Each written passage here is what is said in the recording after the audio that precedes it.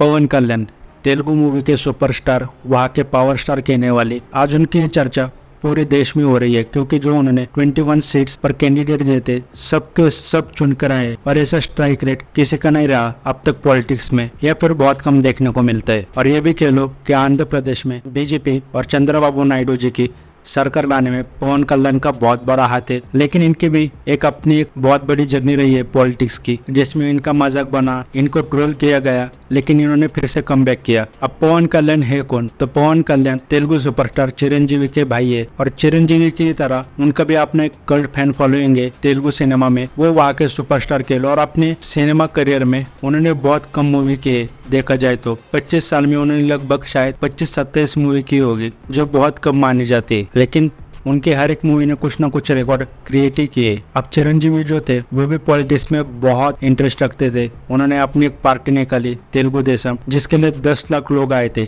जब पार्टी की अनाउंसमेंट हुई थी, और वो पार्टी थी कांग्रेस के खिलाफ। लेकिन ये कह लो कि चिरंजीवी जी सक्सेसफुल नहीं रहे, उनको कांग्रेस के अंदर अपनी पार्टी को शामिल करना पड़ा, यानी जिस पार्टी के खिलाफ थे उसी में वो मर्ज हो गए। और इसी पार्टी के यूथ विंग लीडर थे पवन कल्याण, उनको ये फैसला मंजूर नहीं था, तो उन्होंने चिरंजीवी के पार्टी से निकलकर अपनी पार्टी बनाई जनसेना, जो कि 2014 में ही बनी थी जब नरेंद्र मोदी जी प्राइम मिनिस्टर बने। अब इसमें एक चीज थी कि चिरंजीवी जी वो कहते कि मेरे पॉलिटिक्स में जाना सबसे बड़ी गलती है और किसी भी सेलिब्रिटी को पॉलिटिक्स में नहीं जाना चाहिए। अमिताभ बच्चन जी का भी यही कहना है, और अमिताभ बच्चन जी ने चिरंजीवी को यही बताया था कि पॉलिटिक्स में मत जाना, ये तुम्हारी बहुत बड़ी गलती होगी। और चिरंजीवी ने कहा था कि मैंने उस वक्त अमिताभ जी की बात क्यों नहीं सुनी, इसका मुझे बहुत रिग्रेट होता है। लेकिन अमिताभ जी ने ये बात पवन कल्याण को भी बताई, लेकिन उन्होंने कहा कि पवन कल्याण इतना पैशनेट पॉलिटिक्स को लेकर, तो मैं उनको ये एडवाइस नहीं दे सकता। और यही हुआ, जहाँ पर चिरंजीवी के बाद कोनिडेला फैमिली से कोई पॉलिटिक्स में सफल नहीं हो पाया, या फिर लोगों को लगा अब इनके फैमिली से कभी कोई पॉलिटिशियन ही नहीं बन सकता, क्योंकि रामचरण दिन ले लो,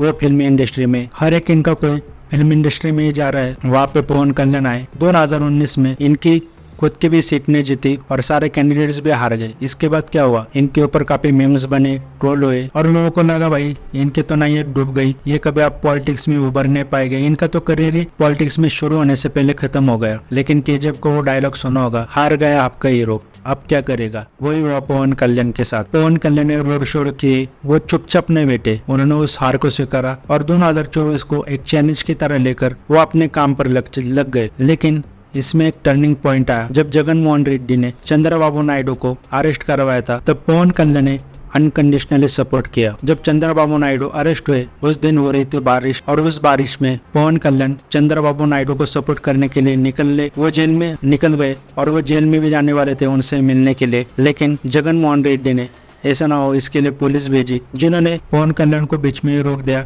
उसके बाद वो रास्ते पर भी सोए, और फिर क्या, उन्होंने मना लिया चंद्रबाबू नायडू, बीजेपी, इन दोनों को साथ आने के लिए। और यही चीज थी कि जो उनके 21 कैंडिडेट्स थे वो सारे चुन के आए, और साथ में उन्होंने और भी चीजें सामने लाई, ऐसे ऐसे मुद्दे उठाए जो कोई अभी देश में बोलने के लिए तैयार नहीं है, जैसे फ्री टेम्पल्स, मंदिरों को छुड़वाओ। मतलब बीजेपी जिसे राइट विंग पार्टी की तरह देखा जाता है, और बीजेपी के जो सपोर्टर्स है जो बीजेपी को चीजें बोलते कि ये हमारी मांग है, जैसे फ्री टेम्पल्स ले लो, काशी विश्वनाथ मंदिर ले लो, वो सारे पवन कल्याण ने फियरलेसली सामने आकर उन सबको सपोर्ट किया और इन चीजों की मांग भी की। और इधर से ये लग रहा है कि पवन कल्याण का पॉलिटिक्स में फ्यूचर बहुत ब्राइट होने वाला है, या फिर ये कह लो कि पवन कल्याण पॉलिटिक्स के लिए बने। एक बार बोनी कपूर जी ने कहा था कि साउथ के सुपरस्टार सीएम बन सकते हैं लेकिन बॉलीवुड के नहीं, तो उसका रीजन भी वही है। माना कि साउथ के सुपरस्टारों को वहाँ लोग पूछते हैं, भगवान मानते हैं, लेकिन साउथ के सुपरस्टार कहीं ना कहीं जो रिस्क लेते हैं उन्हें भी हमें मानना पड़ेगा, वो फिर चाहे